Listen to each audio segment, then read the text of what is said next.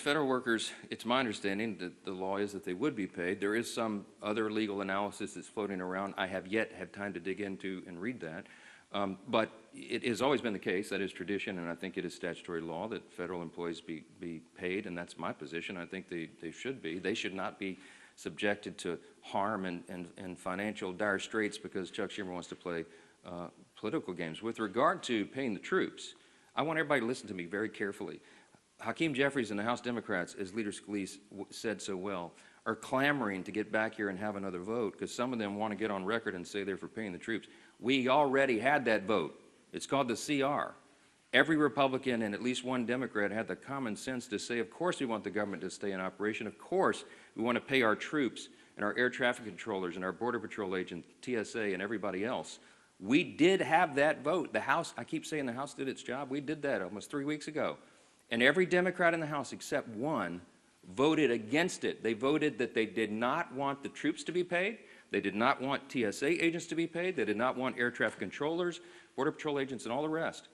They live with that vote. They made that decision. The House is done. The ball is now in the Senate's court. It does us no good to be here dithering on show votes. We did it. We sent the product over. It is clean. It is 24 pages in length. It's the most bare minimum that's necessary to keep the lights on for the people. And Chuck Schumer and 43 of his colleagues, Democrats, continue to do the wrong thing. What this OMB director, Russ Vought, thinks, these are working families. These are workers, working Americans that have families, that live paycheck to paycheck, that have to pay bills, have to put food on the table. And denying them a paycheck is simply cruel. It's cruel. Let me start this morning with a simple truth. Every day this government stays shut down, real people are hurting. Hundreds of thousands of dedicated public servants, the people who inspect our food, protect our borders, provide health care for our military families, keep our communities safe, are doing their jobs without pay. Or they're sitting at home wondering how they're going to make ends meet. Many of them are veterans just like me. I served in the United States Army, and I spent a life in public service because I believe in this country. And right now, many families are paying the price for political gridlocks that they didn't cause. This isn't about one party or the other.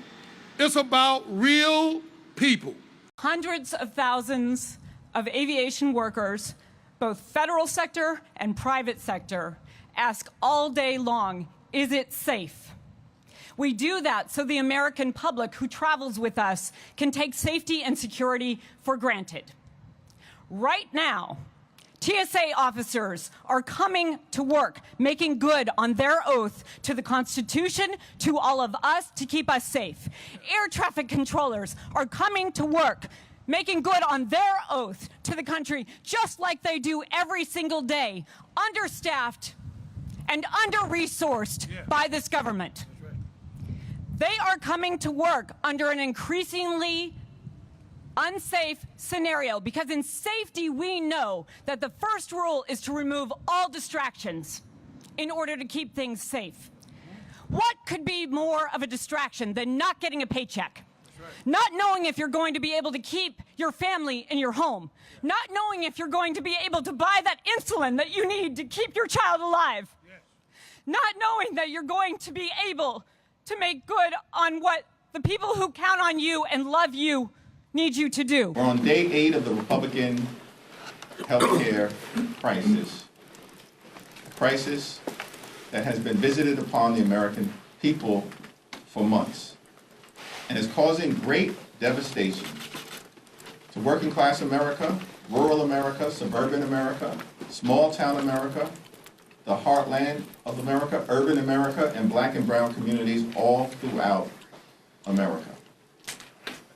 House Democrats are here at the Capitol on duty and ready to reopen the government and enact a spending agreement that actually meets the needs of the American people, while at the same time addresses the Republican health care crisis that is devastating the American people and is causing premiums, copays, and deductibles to go up for tens of millions of Americans because of the Republican refusal to extend the Affordable Care Act tax credits. Our position that has been articulated in a bill that was introduced by Senator Patty Murray and Congresswoman Rosa DeLauro is a permanent extension of the Affordable Care Act tax credits to match the permanent extension that Republicans on their own saw fit to do for the wealthy, the well-off, and the well-connected as part of the Republican continuing effort to subsidize the lifestyles of the rich and shameless. Now, at the end of the day, the caucus, in good faith, will evaluate anything presented from the Senate. But, in our view, as it relates to the Affordable Care Act tax credits and any other effort to address the Republican health care crisis, it has to be meaningful. It has to be meaningful in terms of making a difference in the lives of the American people.